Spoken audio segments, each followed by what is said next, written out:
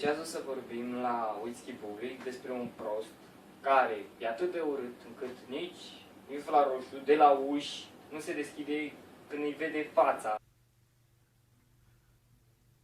Vasilica, ce zici de videoclipul ăsta idiot în care prostul la câte ore e, nici ușa nu se deschide? Eu zic că a fost o anomalie și prostul n-a văzut ușa și a intrat cu capul ea. Uite, dacă de idiot să vezi când te duci fuga, vezi că ușa nu se deschide, iar tu intri ca idiotul, cum ar veni, perete, deschide-te! Ah, scuze, nu se deschise. Păi poate avea transpirație în ochi. Da, mă rog.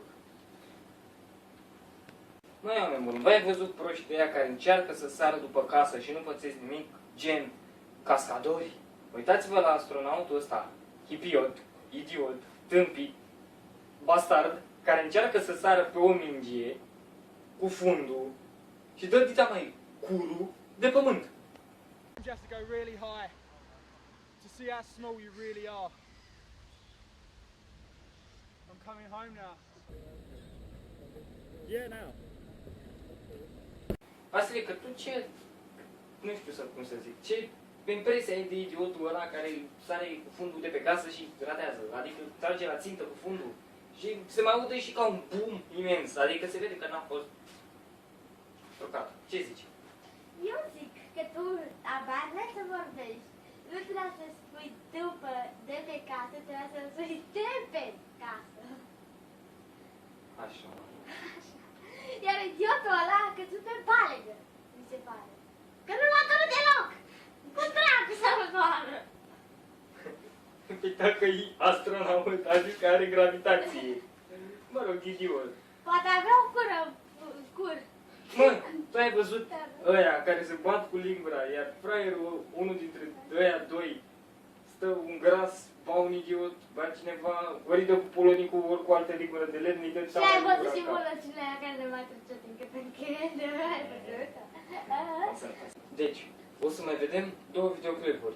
Unul, bețivul săptămânii, care e rus și o să vă placă, așa, iar altul, care doi prost se bat cu lingura, iar unul își ia linguri în freză. Adică uitați-vă și voi, nu știu, doi prost se bat, iar unul ține cu un prost din ăla și dă dita mai lingura lui ăla în cap. Adică cum vine asta? Eu mă bat cu Vasilica și cameramanul nostru Beatbox îmi dă cu lingura în cap că ține cu Vasilica. Cum vine asta? Habar n-am, uitați-vă și dumneavoastră, e prostie chestia asta. Öyle? Ha? Oh. Ah! What was it? Yeah. It's good, eh, bro? Go again. Okay. Ah! There you There you go. go. I think it's all in the neck. Do it one more time. Ah!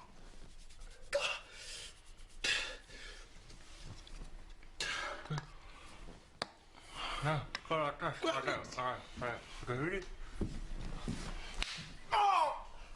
Deci, și acum mult așteptatul, dacă Pufășini a luat bețivul săptămânii. Este un rus, bețiv, care își lucrează, nu știu, pe șantier și a băut în post.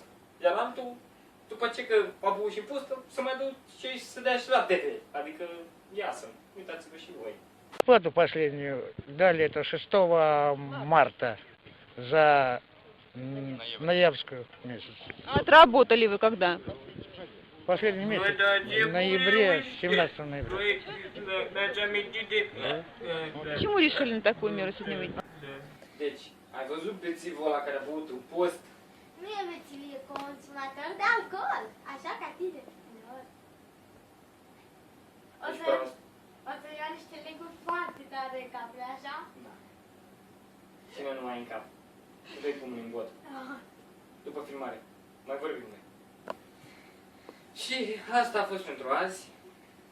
Sau pentru mâine. Sau pentru mâine. Mă rog, când vă uitați. Așa? Uite ăsta. Taci.